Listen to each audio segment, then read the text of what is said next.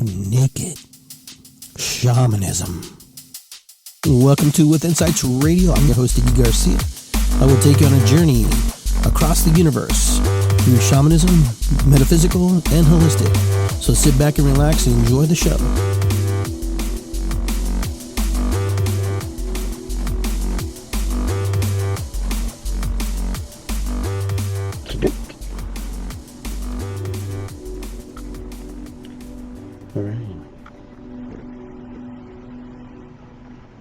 Welcome, everybody. Welcome to Iggy Garcia Live, episode 160. And our topic today is going to be the sacredness of eating other sentient beings. So, here we go. We're going to be talking a little bit about, what it means to eat meat and be spiritual. So, it's going to be kind of an interesting topic. This is one of those topics that's very close to the heart and the vest of people who are in my community and different communities. So we're going to talk about that here in a little bit. We're going to address some things and kind of see, can you be a spiritual person and eat meat, or do you have to be vegetarian or vegan in order to tap into your spiritual powers or your spiritual connection? We're going to kind of go through that. We're going to see, and we're going to ask questions of the people who are out in Facebook land, YouTube land. So for those of you who are there, I'm going to be on YouTube. This will go to YouTube, so I ask you guys to subscribe to my YouTube channel once I put it up. And just leave your comments here in the comment box as we share, as we're moving along and talking about this topic. We're going to jump a little bit from a couple things, but we're going to start our show like we always start. We're going to give thanks to our ancestors. We're going to give thanks to our ancestors and have them come along on this journey with us. So we light this candle for our ancestors, thanking them for the opportunity to be able to share our messages and their messages as well, and to be able to talk to them and share with them, and then be able to talk to you and share with you the things that I've encountered and the messages I've received from them. So I light this candle, giving thanks to those who came before me, those who trailblazed the path. Regardless if we're connected or not, or we're not connected, they got me here, and they got my siblings here. So we'll let this burn as the show goes on, and like we always do, we light some sage, because we will be in ceremony on this show, giving thanks and clearing the space, clearing the energy.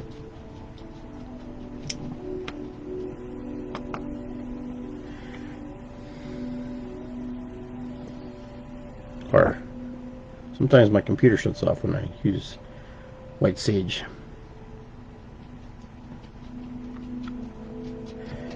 Okay, and we'll let that burn too in the background. Cleaning and cleansing. So I hope everybody's been having a good day. I know it's been a rough week for a lot of people. So a shout out to my friends who had a rough week. Thinking about you. I'm pulling for you, and I'm going to pull a card for you because I think you need it. I think everybody needs a card. This is a deck that I used at the very beginning of my work, the very beginning of, my holistic path, my metaphysical path. And I find them from time to time, they pop up. So let's see what we get. Close my eyes. So let Spirit pick the card. Spirit pick it, and here we go, and here we are. Okay,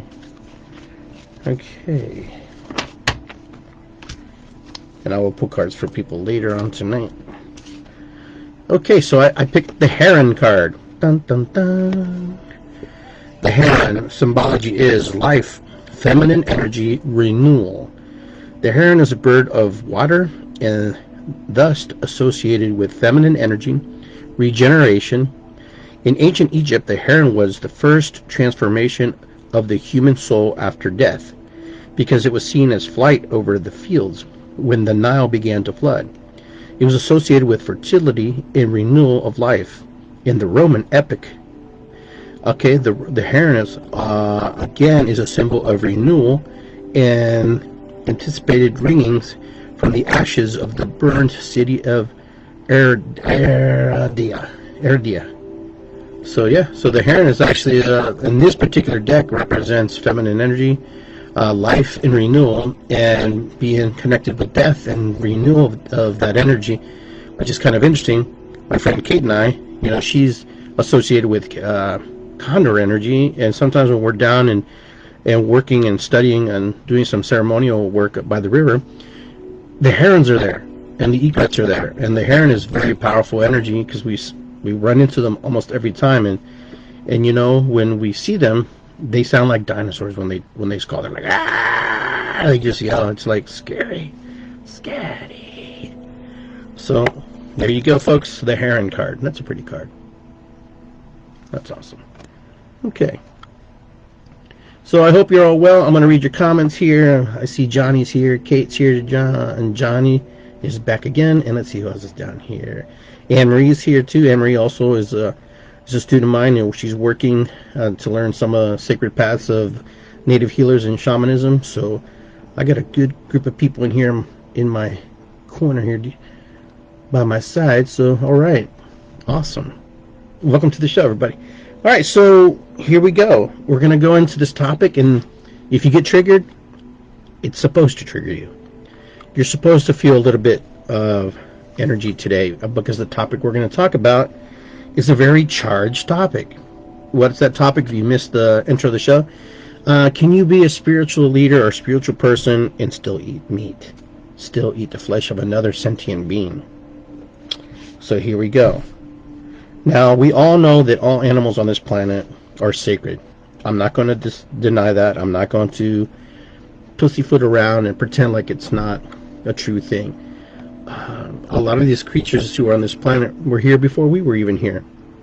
But there are the creatures that later evolved and developed as man came about and man started to walk on 2 feet.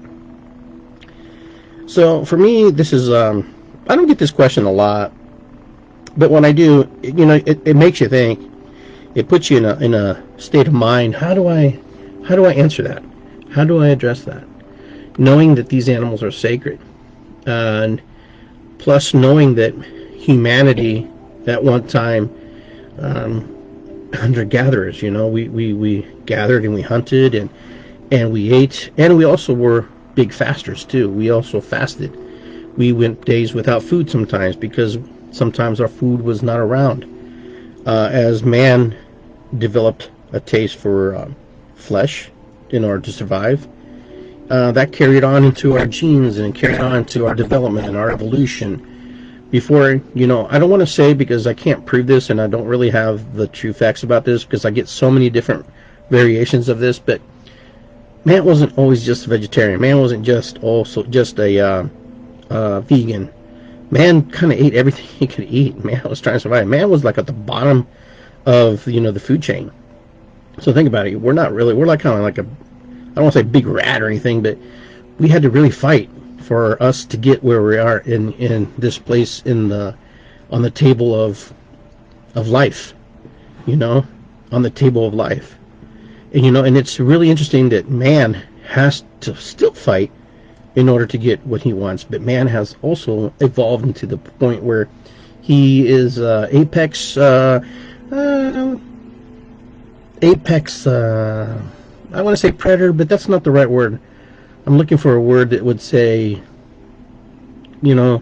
dominant creature on the planet, just because of sheer technology and the sheer numbers that we have. All right, so here we are. So man evolves from a different version, and some of you are biblical, so you won't agree with everything that I say, and that's fine. But I do believe that we were once a very primitive version of ourselves. We were hairy. We had whatever we had on our body. We had to to keep warm, and we evolved, and we're still evolving. We don't have as much hair on our body that we used to because we don't need it to the capacity we are. And so as man develops and man connects with spirit, man connects with the earth, man and woman connect to their environment, they start to find ways to appreciate it and thank it. And this is where, over time, they didn't really have a word for it. We call it spirituality, religion, or connection. But I think man at some point realized that in order to receive more, we had to be connected to what's the unseen, the thing that we don't see. And I think that developed very quickly over time. It developed in a sense where man, and us evolving through time, started to realize that what, something is making this for us. This planet's alive. There was a time where we were so connected to the Earth that we were energetically, knew the cycles before the cycles even came. Little by little, we started to develop. We started to make temples. We started to make altars, and we started to make all kinds of things. And then eventually, we start to outgrow those things, and we make them bigger and bigger because we start to grow, and our population has to grow. Homo sapiens starts to create itself the dominant creature per se, and Neanderthal starts to fall away. And it's kind of funny. Just side note, my sister has some Neanderthal on her, which is kind of interesting. I don't have any, which is kind of uncool. I kind of wanted some Neanderthal, but anyhow, back to the story. But anyhow, the cool thing about it was that humanity had to learn to survive. Humanity had to learn to adapt, and I guarantee you that in the beginning it was probably really cold. They had to really huddle around. They really had to, stay in packs and work together in order to survive. And eventually, fire came about. The lightning hits a tree. They protect the tree. I mean, I think, it's just, I don't know the true story how it comes. There's a lot of stories about how that happened through all different Native American traditions. But, our imagination can, conjure up a lot of things how that happened and how man tried to keep fire going in order to protect itself. But man also realized that fire that was inside the wood, it started to come and it started to be used. And, it's kind of interesting how that developed. The fire inside the wood came out one day, and man started to test and play and use, and next thing you know, he cooked some meat, and all of a sudden, it got tenderized. It was easy to chew. So I know this is the short and quicks about it, but regardless of what I'm saying, and I know you're saying that it's Darwinism. I believe it's evolution. I think evolution was before Darwinism. Darwinism is just somebody's idea. This is just my thoughts, because we do evolve. If you don't think we evolve, we're evolving every day. When we take vaccines, we're evolving. When we take pills, we're evolving. We're trying to fight off the things that will kill us, the things that will be detrimental to our survival. Because if we didn't think we needed it, we wouldn't take it. So here we are. Humans evolved. Humans will always evolve. Humans will have evolved. Here we are. Children have evolved. There was a time when you and I, most of us here who are listening, didn't need computers, didn't need calculators. We barely needed a watch. That's evolution, folks. That's the human brain evolving. That's humanity evolving. Now, a lot of us can't be without our cell phone because it's like a little mini computer. Now it's attached and it's indoctrinated into our lives every day. Here, we're on the internet right now. We've adapted. We've evolved. Humanity. This is a good example of evolution right here. So this is us using technology. This is us being able to communicate. If shamans could use the internet back in 10,000 BC, I'm sure they would use it. Just kind of like my Native Americans would say, if we had shovels, we would use it too. If we had trucks, we would have used them too. And that's the truth, folks. We evolve. There's nothing we can get around it. We will keep evolving. We will keep moving into space and time. We will keep going into the places that we need to go into, because that's what humans do. Now, getting to the spiritual aspects of life, spirituality is connection with the unseen, the source. The cosmic energy of life. Being a spiritual person, being a religious person is being connected to God through sources of religious means. So it's two completely different ways of moving into life and moving into spaces, moving into the place where we feel most comfortable. Now, I started my background as, a Christian child, but mostly through Catholicism. I was raised Catholic. I studied Catholicism in high school, in grade school too, middle school, grade school, and I learned those doctrines, and I sometimes incorporate them in the work I do, because some of it's beautiful to me, some of it makes sense to me, and then there's another part of it that I don't totally get at all, and I don't totally understand how it works. But either way, I have faith and I have trust that the process will work itself out. I have faith and trust that that's the way it is. So either way, you have to believe what's best for you. I'm not here to tell you what you need to believe. I'm not here to tell you what is best for you. And and that's the way it should be. It's here to learn and listen and hear different points of view of how other people live life. Other people live life. And I'm going to say something because it's kind of interesting, because I had a long conversation with, several people about, the Holy Trinity the other day. We had a whole conversation. One believes that God is all three. The other one believes that the Holy Trinity, Jesus is separate and they're all separate. They're all independent. And, and I'm there listening, and we get to this one point. It's like someone said, well, if God is everything and God dies on the cross, then God can't really die. So what was the point of going on the cross? This was one of my Christian friends said that. And I said, well, I never really thought about it like that. And the other one says, no, it's Jesus is separate, and he was his son.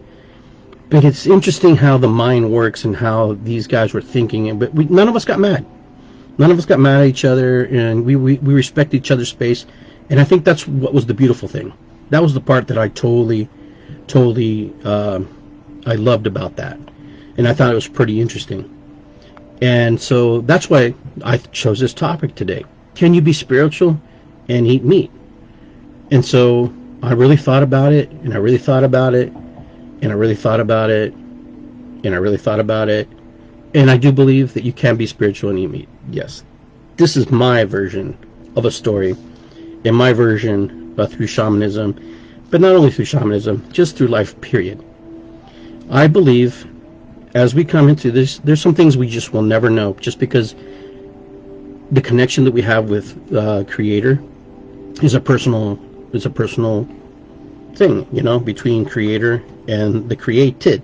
We are a fragment of Creator. We are a piece of that because we're made from the clay. What is the clay? Mother Earth. Mother Earth is the foundation of where we're created from. God created it all, if that's what you believe. I believe in order to have an explosion, the Big Bang, or whatever you want to call it, that would require two opposing forces meeting and becoming one. Is this true? I don't know. It's just an idea. It's a thought. But it's where I'm thinking about. Doesn't make it wrong or right. It's just where I'm thinking. So I also believe that when we start to eat certain things have a sacred contract with us. Now, we create a sacred contract with animals. We create a sacred contract with plants. We create sacred contracts with people. That's why we marry people. That's why we have ceremony. That's why we have the rings to unify and connect each other, making promises and stuff. I believe that humanity, at one point, I don't know how it is now, I'll get to that we had a sacred contract with our farms. We had a sacred contract with the things that we lived with. That we had a sacred contract. We prayed, over our food. Why do people pray over their food? Because they're giving thanks, gratitude. But they're also changing the vibrational energy of the animal they're about to eat to make it sustenance for their body, to make it become part of their system, and to move it through their body. When you give thanks for something, you have more gratitude for it. If you just eat it and just because you can, I'm just gonna have a hamburger, blah blah, and then you have indigestion later, it could possibly be that you didn't have a sacred contract with that creature at the time. They give a big sacrifice. Animals give a big sacrifice to humanity, and humanity has bastardized, the way we eat flesh, animal flesh. There was a time when you would go to the farmer, and you can still go to the farmer, and you should get to know your farmer and buy things as much as you can from the farmer directly, and then maybe going to the store. And if you can't, maybe buy foods that are certified, or things that are grass-fed, things that are fed types of foods that the animal is doing well. Because remember, the animal eats the vegetation. The vegetation puts proteins in the fibers of the animal. The animal, we eat it and we take it in, we consume it, and that's how we get protein. That's not the only way to get protein, my friends. You can get protein through vegetables, all kinds of beans. You can get protein through just about everything. And that's the thing. Quinoa, for example, you can get protein through quinoa. But see, we have a hereditary diet. We have a hereditary connection. We have a hereditary ancestral bond. Why a lot of us eat meat. A lot of us eat meat because physically, that's what we did. That's how we were raised. If you go back to the 1800s, 1700s, 1500s, people ate, as much as they could. But here's the cool thing about it. Usually the people who ate meat were probably the wealthier people. The people who were actually poor would actually eat the vegetables, the dandelions, all the things in the garden, the things that a lot of people don't like to eat now. And so you see a lot of disease now. You see a lot of disease now because people don't eat the things they used to eat. They don't connect to Mother Earth. Now our meats, our milks, and all these things have chemicals in it. They have hormones in it, and they're just totally jacked up with other things in order to make it sellable and pliable to go to market and to sit on a shelf for a period of time and for you to ingest it. It doesn't matter if you go to Whole Foods, Half Foods, Aldi's, Kroger's, all that stuff has a shelf life, and that shelf life is conducive to if it moves, that product moves or not. Now, can you be spiritual and eat meat? Yes, I believe you can. But I think the person who eats meat and considers him a spiritualist should have some type of prayer or ceremony when they eat the meat, and should also be very attentive to how that food is being processed. Many religions, they have certain types of butchers that cut their meats and stuff. Some things are kosher, some things are halal. It really depends, because that's the way they want it. That's the way they bless their foods.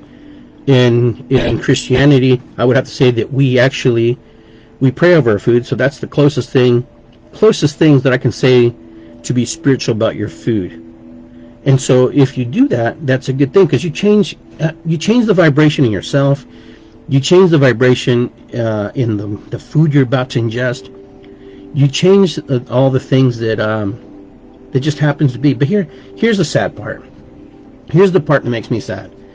Is now that there's so many of us on the planet, there's so much demand for all kinds of food, not just animal, but plant food, vegetables, fruits.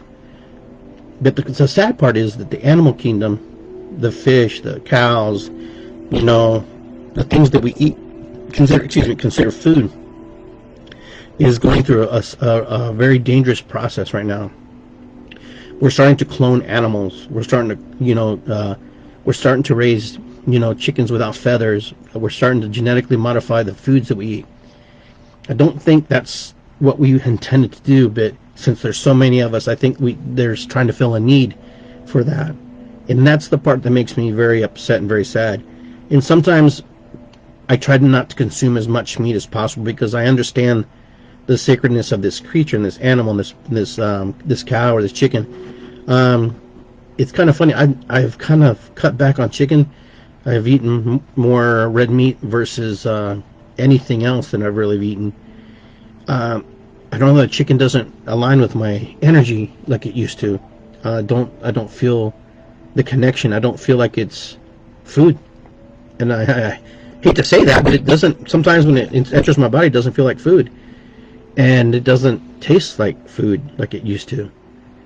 And right now we're moving right now into a space of where, where's the line? How do we protect these creatures and still be able to eat them, but also respect them? I can't say, and I can't really put out there and just throw it out there. I'm going to throw it out there. I don't really think the butchers in the slaughterhouses have a shaman or a Native American healer come in there and run sage or bless these animals before they go to butcher. I could be wrong, but I'm gonna go with probably not. Would that make a difference? It possibly could. But I don't know. It really is up to us to know where our food is coming from. No matter if you eat it or not, somebody's going to eat it. No matter if you eat it or not, someone is going to dispose it. That's the sad part. That's the part that is harmful. That's the part that hurts. Because if we don't eat it, somebody else is going to eat it, or someone's going to throw it away. And if you don't think they just throw these animals away, you have something else coming. You have something else to think about. You know, my drum that I have, my Native American drum, comes from a slaughterhouse. The skin, you know, I had a sacred contract with that animal. And where did that skin from? Came from a dumpster. Came out of a dumpster, you know, with the bull thrown in there as well. Just going to be discarded. True story, my friends. I know this because the drum maker told me. And the drum maker has no reason to lie to me about why and how he uses those skins, because he does not use the bison or buffalo, as you call him. He won't use the bison skin. He thinks it's a sacred animal. He won't, and he does not make his drums from that. He makes his drums from animals that lost their lives in the battle of slaughter. But my drum maker is no longer in business. He's retired. So the few of us who have these drums are very grateful for him, for what he did and what he created, and the transformation that these animals took to become this new spirit, this new soul, this new creation, this new love energy. So I know that some people will disagree with me and think that, you know, we should all go vegan, and so, or some of us should be at least attempt vegetarianism. I did go, and I was for Lent. I didn't eat meat. And it was good for my spirit. It was good for my soul. It felt good. I was really appreciative to take that break and rest my body and not have to take on that meat. But there was another part of my body that also felt the knocks and the calls to eat the meat. And I've spoken to, well, actually, I had a conversation today about one of my friends who's a vegetarian, and she was telling me that, you know, her biggest problem being vegetarian is that she eats a lot of carbs.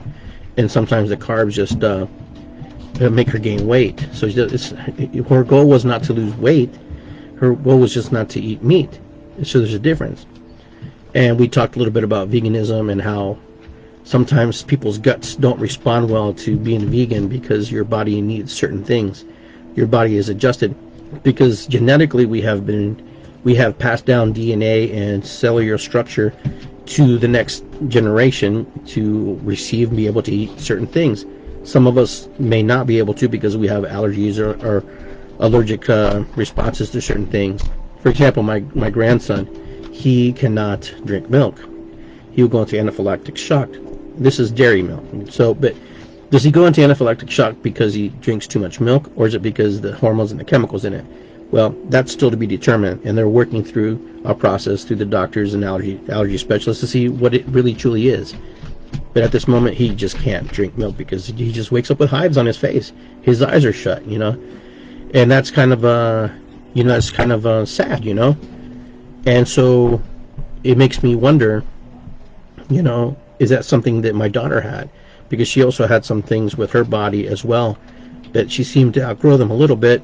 But either way, you know, right now, I really believe that humans have the capacity, the ability to change and modify energy if their heart is into it, if their spirit is into it, and if you really, like, truly are in alignment with it. Just to say words to say them, I don't believe it works that way. I don't believe it's that easy. This is just my opinion.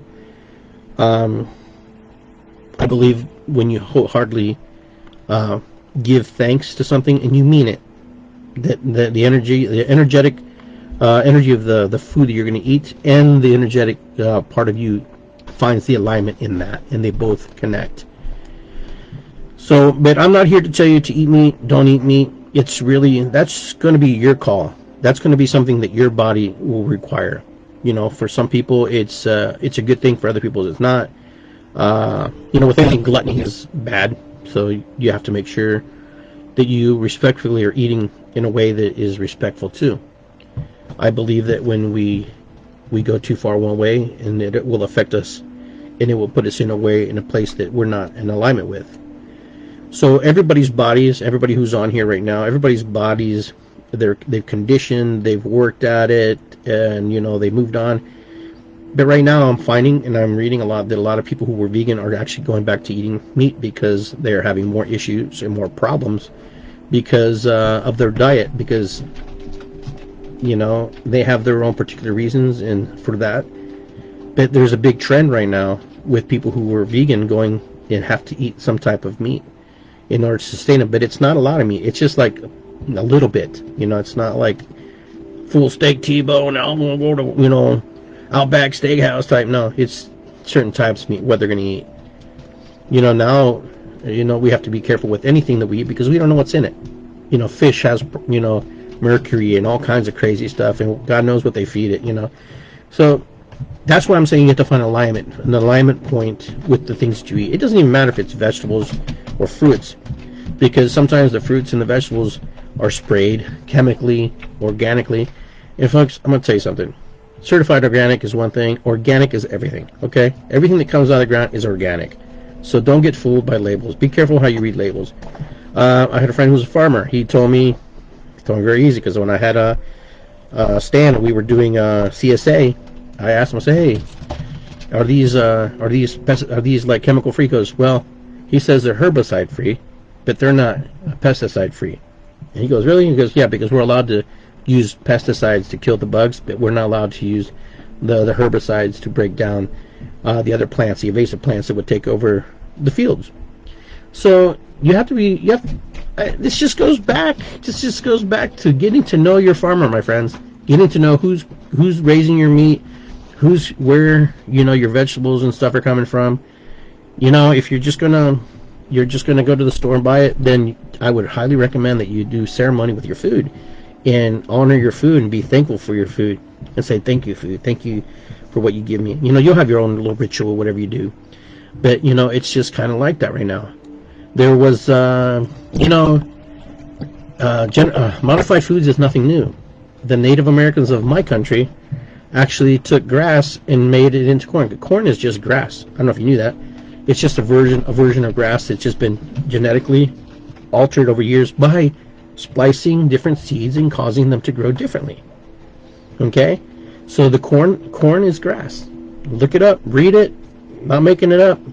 In Peru, the natives have silos of these things, the indigenous people, because they had to survive, because they probably ran into moments of drought and things that happened to them, and they learn. So look it up. Grass, corn is just a grass that has been modified by the indigenous people. They learned how to do this, but they didn't use chemicals. They used splicing of different genes. They saw one grass grow bigger than the other, and eventually over time it got bigger.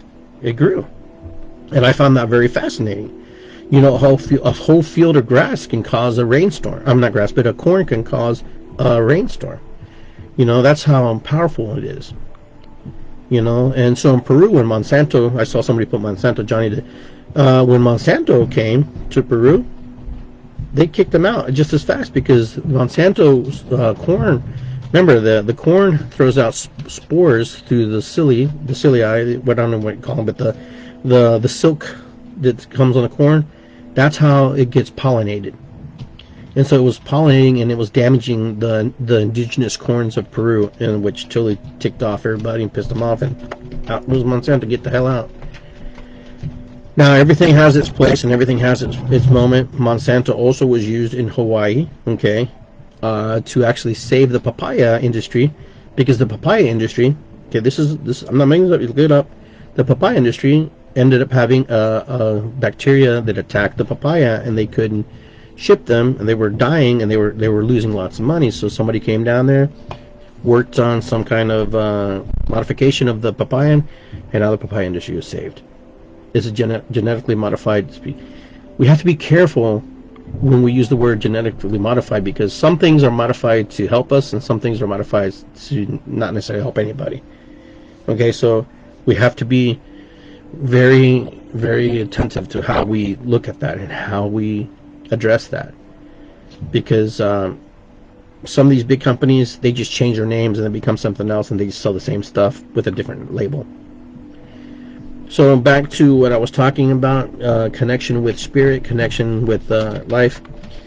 Some of you will be in alignment with that to be able to, but does it make you more spiritual? No, I don't believe so. You may think so, and that's okay. You may think because you don't eat meat that you have a higher vibration and you have a higher connection, and for you that's your belief, and that will be true for you. There are people who eat meat and they have a higher vibration and connection, and they believe that they have just as high if not higher vibration, because they have connection with all animals on the planet, not just a certain segment of the planet. So it depends who you ask. It depends who you're talking to. It will vary from people to people. Okay, so it will vary from people to people. You know, who you speak to and what they are looking at and how they're looking at it. You know, this was proposed to me one time in a conversation with other shaman practitioners who were saying we shouldn't eat the face of a creature. You know, sometimes I feel that way, that, you know, we shouldn't, probably. But there's another time also that, you know, I would rather, instead of that animal being destroyed and just thrown in the trash, I would rather respect its, honor its life in a very indigenous way, because indigenous people do eat meat. So it's not like they're not connected to the land. Our connection to, you know, animals today is a lot different than our connection to how it was before. You know, and so this is my theory about modified foods. I believe there was a time where foods were good in the 50s, 40s. I think things, and as modified foods started going through the chain, the cycle of foods, when it started going through the chain of distribution, all those good things that didn't have all that chemicals and all those things in it no longer are in our food chain. They're no longer cycling through. I think they've all been used up. And so as they've been used up, it's not, now we're moving into a place where we're eating stuff that's not necessarily good for us. You know, a lot of people don't realize that a bale of flour, okay, this is true, I'm not making up, you can look it up, anything I talk about, it has validity, it has backing. A bale of flour usually takes 10 to 15 years to be used.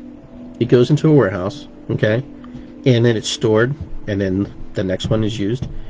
And the flour or the breads that you eat are probably 15-year-old flour, 10 to 15 years old. I kid you not. All right. And how do they process flour?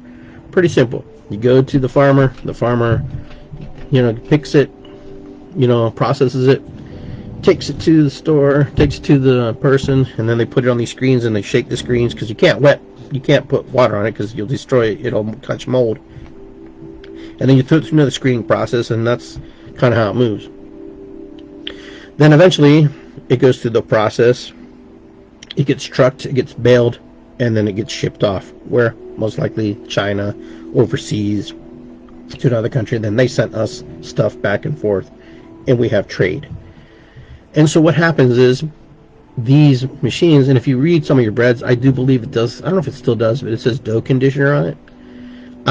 If you want to know what dough conditioner is, actually dough conditioner is not to help the dough. It actually helps to break down the dough so it won't break the metal pieces and shards inside the machinery. It does nothing, and it has no beneficial value to the bread or to humanity. It's used to keep the machines from breaking those big spindles that break down the flour after it becomes hard and it becomes in the bale.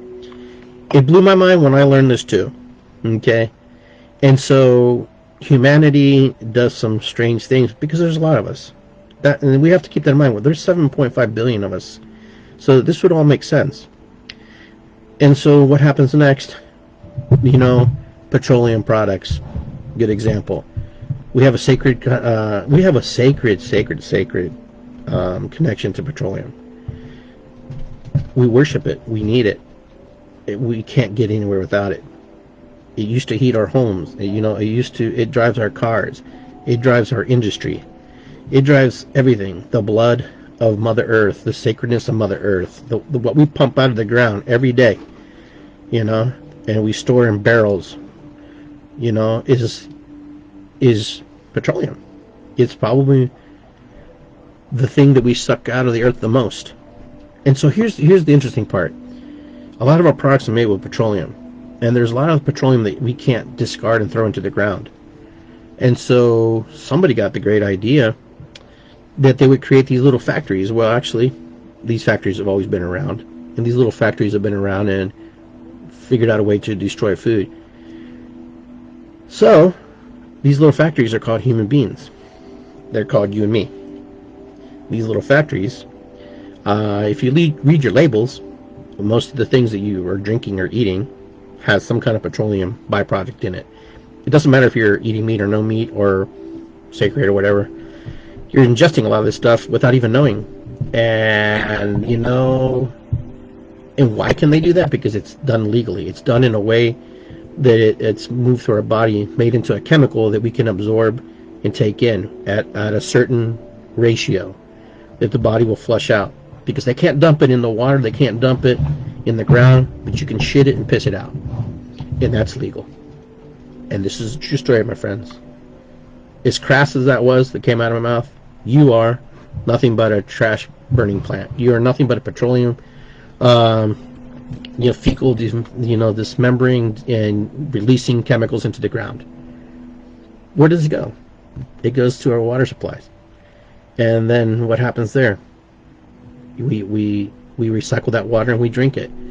And what happens then? You know, ask yourself a question. Why do these big rich billionaires, why does the George Bush family want to buy the Patagonians? Why do they want to water? Because water is sacred. Water is worth more than oil. Water is life. If you can control life, you control the world. You know, so these water plants, every day they're filtering out gazillions and gazillions of stuff. Yeah, you are the garbage disposal of petroleum products. I don't like to talk about it too much because I don't want to give it that kind of energy, but it's something we have to be aware of, something we have to know. If you drink Mountain Dew and it's green and it's red, it most likely has a petroleum byproduct, some kind of dye. And what is a dye? A dye is a petroleum byproduct.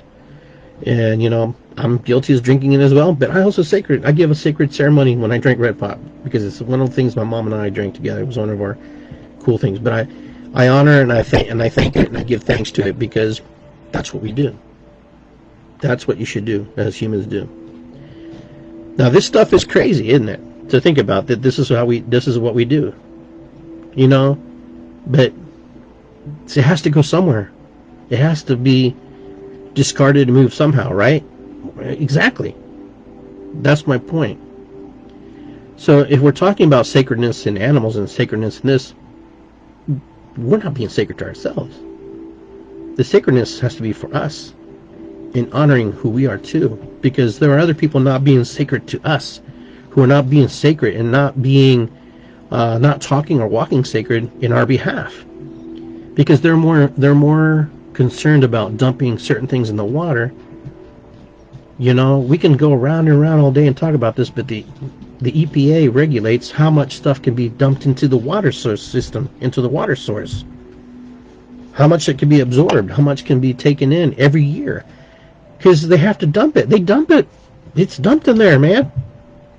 It doesn't matter if you don't believe it or not. It goes someplace.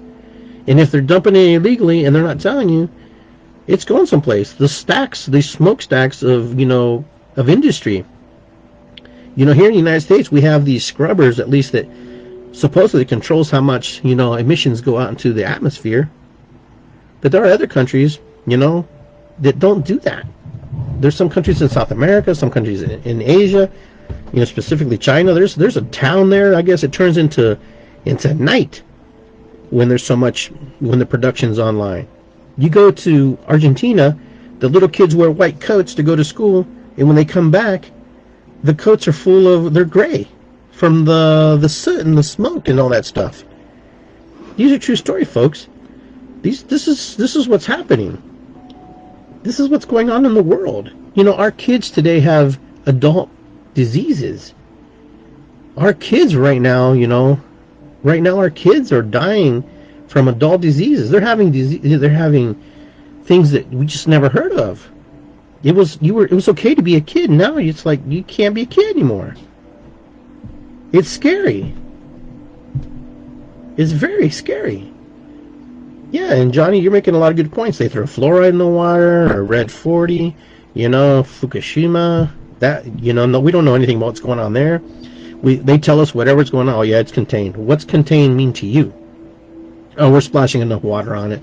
There's not enough. That much radiation's not coming out. we mess everything up, man. Humanity really messes things up. Chernobyl.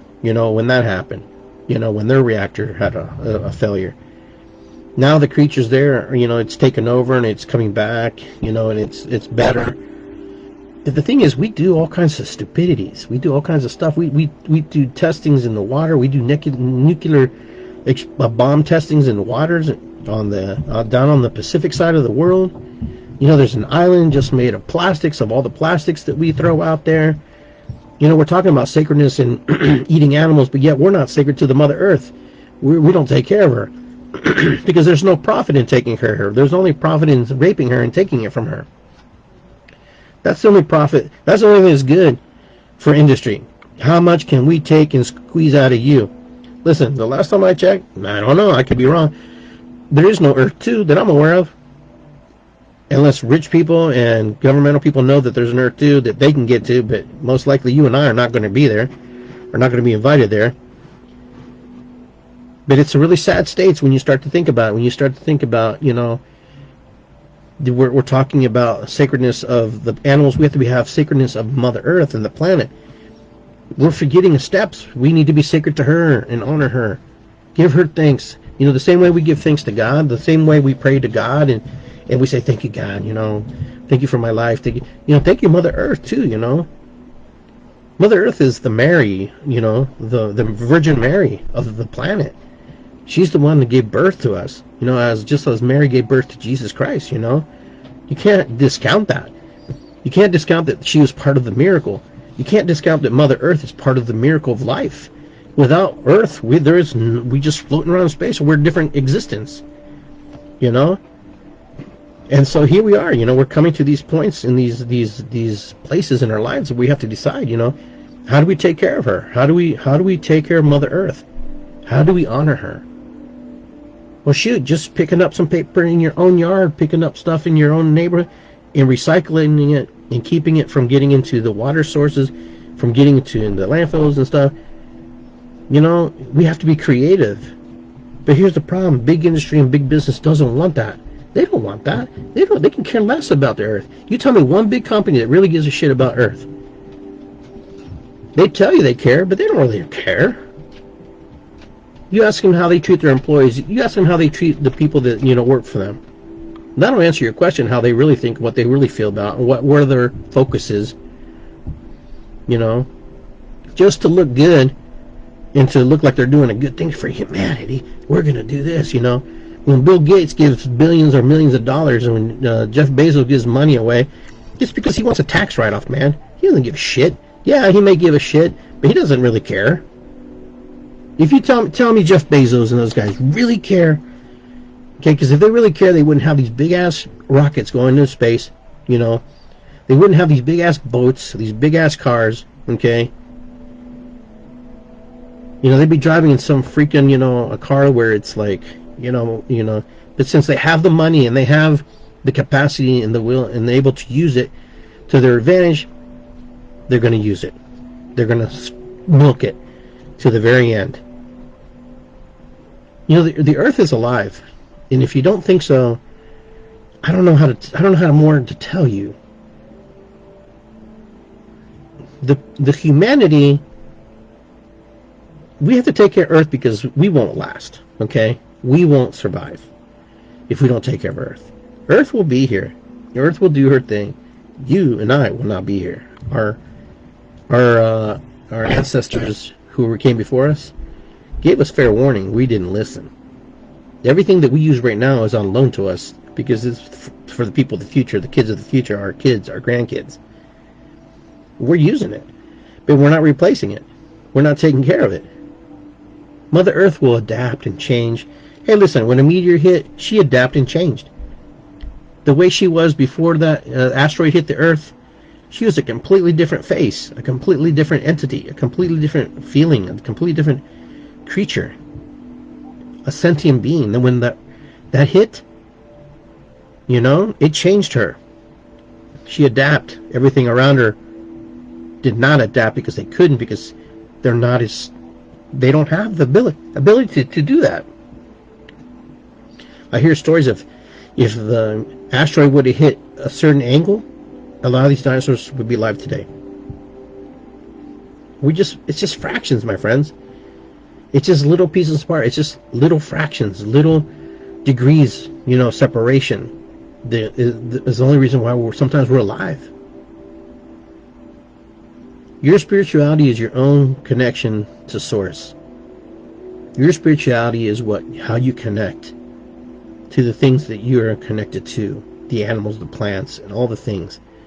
They just did a study. They said that plants have feelings. They did a study with the mycelium on the earth, with the mushrooms. The mushrooms have communication. They talk. They send information. They help the trees communicate to each other through the roots and the mycelium. Wow. That's powerful, man. That's amazing. That's Mother Earth. There was a time they said shamans could go into a tree and end up on the other side of the world. I believe that. Why? Because we had the technology. We had the belief, number one. We believed that we could do that. We don't have that belief now. We don't think we can be telepathic. We don't think that we can do certain things. We doubt. Because no one else has done it. We haven't seen anybody do it. We just hear the stories about it being done. Now you can touch a tree and you should be able to feel and communicate. Listen, if you can use a cell phone and there's energy that you don't see and it's sending it out to another cell phone via a tower, that's like mycelium. That's like the mushrooms talking. If you don't think that doesn't work that way, think about it for a minute. If it's working that way, Tesla was trying to create this stuff so we could use it for free. And they didn't like that. They didn't like that at all. Because somebody wanted to control, manipulate, and make us pay for it. And we are paying for it. A lot. Every day.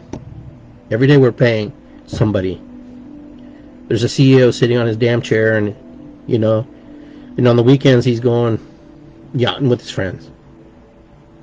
Why? Because somebody taught somebody how to charge you for power. That it's in the earth. It's there. You don't see solar, you don't see wind as much because they're trying to figure out a way to charge you, make sure that they take it from you versus them getting, free. That's why there's a lot of ordinances and stuff. People are not allowed to put up their own, windmills and stuff because they want to control it. I know we went off topic a little bit, but I'm going to tell you Mother Earth is more sacred than anything, that we should give thanks more than to anything, because it all comes from that. So if you give sacredness to Mother Earth, you give sacredness to the animals. You give sacredness to the animals, you give sacredness to Mother Earth. So just try to figure out where your source is, who's growing it, who's feeding it, what are your animals eating, if you're going to continue eating meat, if you're going to continue down that path. Because we have evolved and we are still evolving, and some of us will perish and some of us will be here. And as we adapt to the new environment, the new chemicals that we're ingesting in our body, the new chemistry that's being built in us, remember, what we're eating and what we're processing is going through our genes and through our DNA and going through our cells and passing it on to our children. They're passing it on to their children and to their children and to their children until that's all they can consume and feel comfortable with. Think about that, because no one really thinks about that. No one really talks about that. That's something no one really addresses, because no one really wants to go down that rabbit hole. Because if you go down that rabbit hole, okay, you're either a conspiracy theorist or you're some kind of a crazy ass. And I'm not crazy. I'm not crazy. It's fact. Your body adapts. Your body learns. Your system knows what to do. Okay? When a foreign object enters your body, a nail or whatever in your arm, it surrounds that, it encapsulates that, okay, and it makes it hard, and then until you take it out, it's there, it's protecting you. Your body does the same thing. Your liver, your kidneys, and everything is changing, adapting, and moving, because it's ingesting all these chemicals all these years.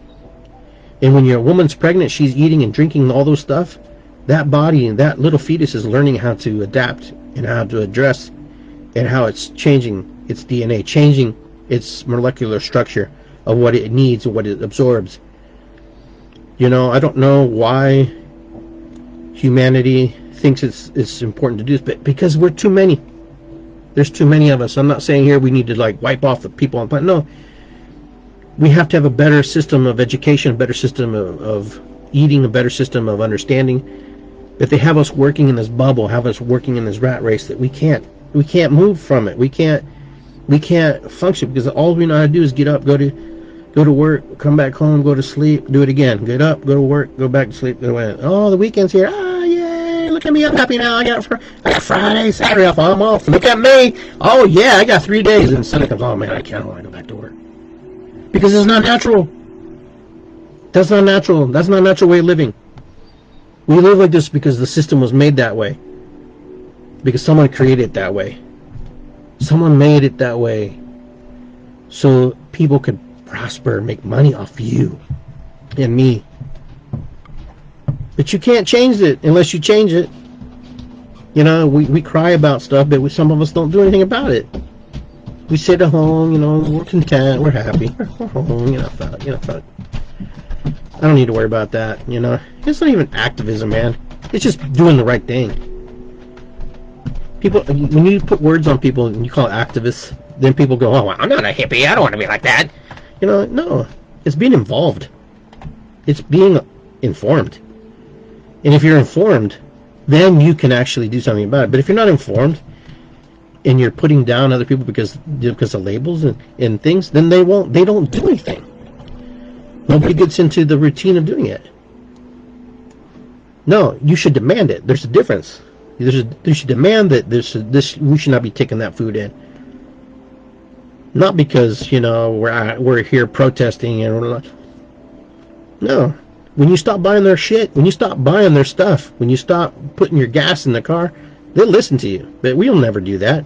We'll never do that. We'll never do that because we want to go to Buckeye Lake next week. We want to get on a boat. Oh shit, we want to go to Browns game. You know, we want. Oh yeah, what's your game? Yeah, I got to pay my electric bill so I can watch the game.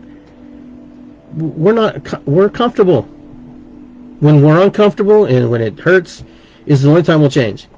Until then, your trash is picked up, your recycling is taken down to wherever it goes, and you know you don't have to look at anything. Your grass is cut, and you're happy. The dandelions aren't growing in your yard because you spray it with chemicals, and you put fertilizer in your grass because you want it to be the greenest grass in the world, and you're comfortable. Until you're uncomfortable, my friends, you will not change. You think you change. You think you're changing. I think I'm changing. But until I'm uncomfortable, I won't change behaviors. You won't change behaviors. Am I projecting on you? Possibly to some degree, yeah. I'm projecting a little bit because for a lot of people, this is reality. They get home, they're done, they're exhausted, and that's it. That's all they have left. That's all they can give. They don't have any more to give because they sucked it out of you. They've taken it out of you because they fed you a line of bullshit. They fed you a line that this is the way. This is the way. You know, you ever watch The Mandalorian? This is the way. This is the way. They just keep putting that in your head. This is the way. It's always been done. This is the way my grandfather did it. This is the way my grandmother did it. This is the way we all did it. This is the way my ancestors did it. This is the way we all did it. This is how we do it. And this is the way it's going to be. Because that's how we're conditioned. Because somebody keeps telling somebody, oh, this is the way. This is the way. This is the way. This is the way. Okay? And so we say, you know, we don't like this way no more. Because this way doesn't serve me. We're going to be saying, this is how we've always been doing in America. I'm American. This is why we do it. I'm Peruvian. This is why we do it. We eat this because I'm Peruvian. We eat this because apple pie is American. We have to be uncomfortable. But we're not uncomfortable. Until you're uncomfortable, until I'm uncomfortable, until the majority of the 7.5 billion people are uncomfortable. Even poor people are not uncomfortable. Okay? We've conditioned them to be poor. We conditioned them to how to not feel uncomfortable. They're uncomfortable. Don't get me wrong. They're uncomfortable. But sometimes we brainwash them to think that they can't move up and they can't move up the ranks. That they're stuck there. Oh yeah, it could be mental illness. Yeah, sure. It could be whatever. But you know what? They're going to be there. We're there. We're stuck in our own little heads. We're stuck in our own little belief systems that we can't move forward. That we don't even know how to get out. You hear people say, well, until I have some money, I can't do anything. Just do, man. You want to do better? Then do it. And that goes for me too, okay? I'm preaching and I'm talking, but it goes for all you. It goes for me and everybody. Well, that's all I got for today, because I'm getting mad here and getting upset. Not with you, but just the crux of how everything is. And I don't want to go down that road because I want to stay in a good place because I'm feeling good right now. But it was good to address and talk about those things because It was important to me and in my heart. All right, my friends, I love you very much. I want to say thank you for being here. Just go to iggygarcia.com, visit me, and go to YouTube, and you know what? Go to YouTube and just subscribe to my YouTube page. Go on Instagram, look me up as Mandriotti. That's where I'm at. It's good to be here. Ho'oponopono, matakuyasin, all the good things. Irisikwi, having gratitude. Remember, gratitude will save this world, and keep us in prayer and keep it in alignment. All right, guys, I'm out of here. Iggy's out. No more. I'm gonna go enjoy, play some chicken foot, and I'm gonna go watch a movie. All right, take care, my friends. Love you very much.